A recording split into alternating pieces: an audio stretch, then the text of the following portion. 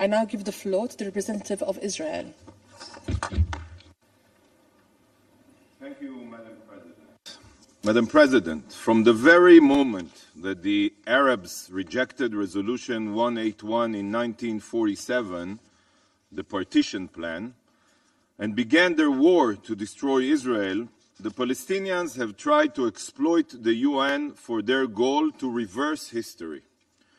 The UN and its bodies have not only failed in de-escalating the conflict or advancing a solution, the UN is directly responsible for perpetuating this conflict and ensuring that the Palestinians will continue to reject any peace plan or compromise because the political makeup here, the political makeup of the UN, gives them hope that they will achieve their original objective, which is, as you know, the destruction of the State of Israel.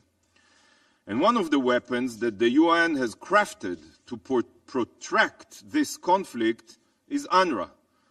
UNRWA, the organization that so many of you fund or support, is the UN's single biggest obstacle to a solution. Colleagues, after it was founded, UNRWA was quickly hijacked by the Palestinians and weaponized into an instrument of war. UNRWA's goal is not aid or real education. In practice, UNRWA is creating a sea of Palestinian refugees, millions of them, indoctrinated to believe that Israel belongs to them. And the end goal is to use these so-called refugees and their libelous right of return, a right that doesn't exist, to flood Israel and destroy the Jewish state. It's not a secret, by the way.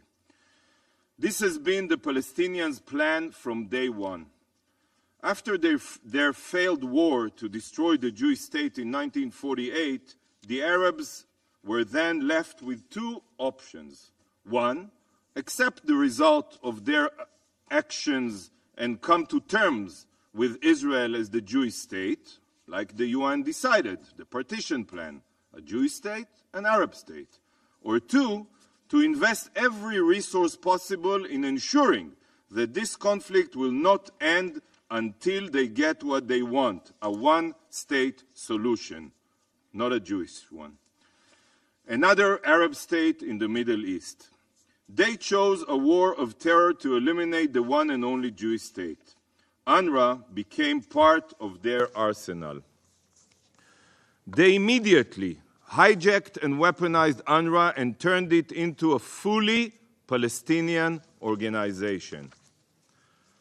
I emphasize, just because UNRWA has a thin layer of Europeans in charge of collecting donations and garnering support, it doesn't change the fact that UNRWA is a Palestinian organization fully committed to the Jewish state's destruction. And how does UNRWA do this? Through their facilities, through the content in their textbooks, through their teachers and employees who support terror and glorify Hitler. One of UNRWA's primary goals is to indoctrinate Palestinian children to the idea of destroying Israel through the return, by brainwashing the Palestinians into believing that the war of 1948 is not over, that they are still refugees 76 years later, even though they were born in Gaza, Judea and Samaria, Jordan, Lebanon, Syria, and countries around the world. So I ask you, in 1949, there were approximately 500,000 Palestinians refugees. And today, according to UNRWA, there are, correct me if I'm mistaken, 5.6 million. Which other group of refugees, try to name a single one, has a UN body mandated not for their integration, not to end their refugehood, but to ensure that it continues generation after generation? This is exactly what UNRWA does. Colleagues, we hear a lot about Palestinian refugee camps, whether in Gaza, Judea and Samaria, or Lebanon. But have any of you took a moment to ask yourselves why? Why there are Palestinian refugee camps 76 years later? How can there be a Palestinian refugee camp in Gaza or next to Ramallah? These are places with no Israeli presence and complete Palestinian control. How can you be a refugee from Palestine when you live in a Palestinian city? Don't you see the paradox? Don't you see their goal for the future? If the Palestinian Authority is so keen on establishing an independent state, remember it for tomorrow, why are there still refugee camps in its territory?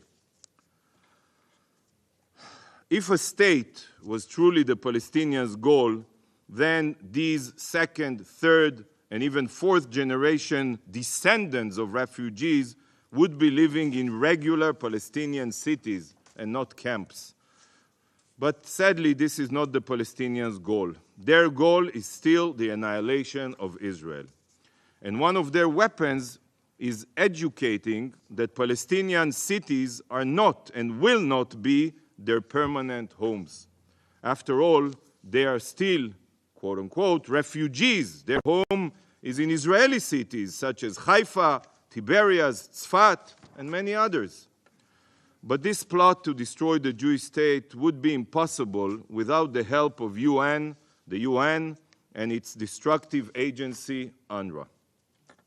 UNRWA is the world's biggest advocate for a one-state solution. I repeat, UNRWA is the world's biggest advocate for a one-state solution, a Palestinian state from the river to the sea.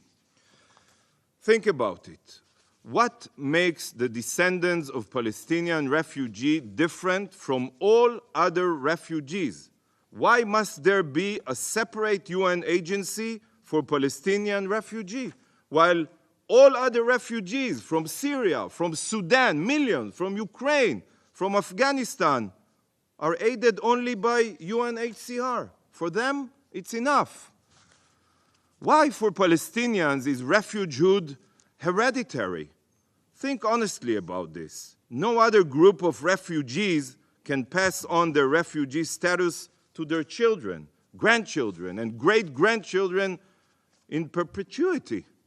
And no other refugee remains a refugee when they receive citizenship in another country. Not the Palestinians. There are Palestinians today with Jordanian, American, and Swedish passports whose great-grandparents left Israel in 1948. Yet to this day, they remain on UNRWA's rosters as Palestinian refugees. It's absurd. By the way, do you know that Mohammed Hadid, the father of the two supermodels, Bella and Gigi Hadid, he lives now in California. I think he's a billionaire. He is still a refugee according to UNRWA. You can't make this stuff up. Why isn't UNRWA's primary goal is to settle the refugees? Settle them. This dysfunctional system has no parallel anywhere else in the world, and it is a fundamental part of the problem. When the UN promotes an agency that preserves refugee camps and the refugee identity, nearly 80 years after the war, then all that is accomplished is the perpetuation of the conflict. What an achievement. UNRWA continues to feed the Palestinian people a lie, that the world supports their demand of return, that as long as the original refugees, along with their children, grandchildren, and great-grandchildren, have still not returned to where they once lived before they started a war in 1948 against the resolution of the UN, they will always be excluded from society and they will forever remain branded as refugees. In fact, in Lebanon, one example, Palestinian refugees face apartheid-like treatment. They suffer restricted access to public health, education, and social services, and face significant restrictions on their right to work and own property. Not only is this apartheid in practice, it is UN-facilitated apartheid, because they live in your camps. Without the absurd hereditary refugehood fueled by UNRWA today, Palestinian refugees in Lebanon would be Lebanese citizens, not a minority discriminated against. And as more time passes, the more this problem will grow. More refugees, quote unquote, mean more services, more aid, more staff, more budget. This is not a sustainable practice. I ask you, what will you do, all of you, in 50 years if there is still no peace? UNRWA's budget will pass, how much? $3 billion? When will you start to think about diminishing the problem instead of keeping it alive and letting it grow? Sadly, you are providing aspirin to a body contaminated with cancerous cells. Colleagues, the UN and its bodies were established to collaborate with law-abiding entities, to work hand in hand with governments, with NGOs. But what the UN is not equipped for is to collaborate with terror organizations. Hamas saw this weakness and quickly capitalized on it. Hamas was handed on a silver platter, a UN agency with an immense budget and global legitimacy. And UNRWA was totally infiltrated by Hamas.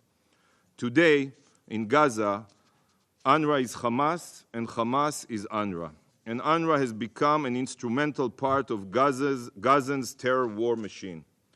Israel has shared evidence proving that 17% of UNRWA employees in Gaza are members of terror groups, and 50% of UNRWA employees have a first-degree relative who is part of a terror organization.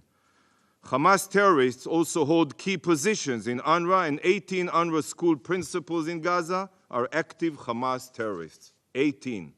Try to imagine the education that Gazan children are receiving when their principal is a genocidal jihadist. But for some of you, Hamas is not a terrorist organization, so I'm not sure I'll be able to convince you. Seeing as UNRWA has been infiltrated by terrorists at all levels, it should be no surprise that so much UNRWA aid is redirected away from civilians and to terrorists. And aside from employing terrorists, UNRWA's infrastructure is also exploited by terrorists. A Hamas command base and data center was recently located underneath UNRWA headquarters, and it was connected directly to UNRWA's power supply. Terror tunnels have been found underneath UNRWA facilities. The UN recognized it. And over 30 of these facilities housed weapons and terror infrastructure. Yet, rather than take responsibility for the weaponization of UNRWA, Commissioner General Lazzarini has chosen to say that he had no knowledge of Hamas's hold on his own agency. I'm sorry, this is blatantly false. Israel, for years, exposed terror tunnels under UNRWA schools and supplied evidence of Hamas's exploitation of UNRWA. I told it to you when we met. We implored Mr. Lazzarini and the Secretary General to carry out a comprehensive search of all UNRWA facilities 3 years ago in Gaza. Yet, not only did they refuse, they chose to bury their heads in the sand and ignore reality.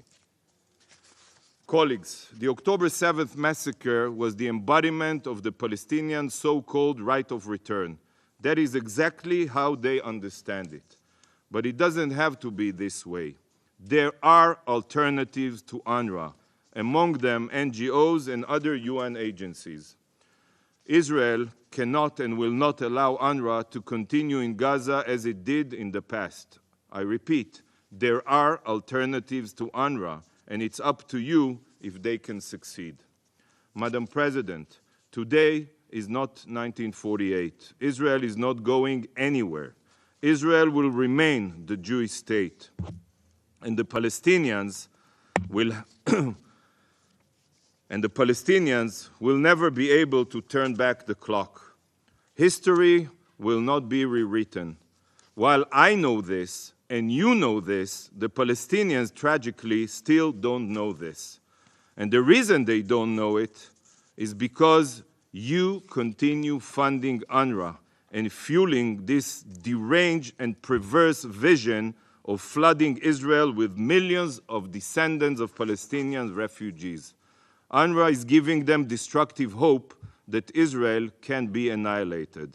The time has come to defund UNRWA. Thank you. I thank the representative of Israel for his statement.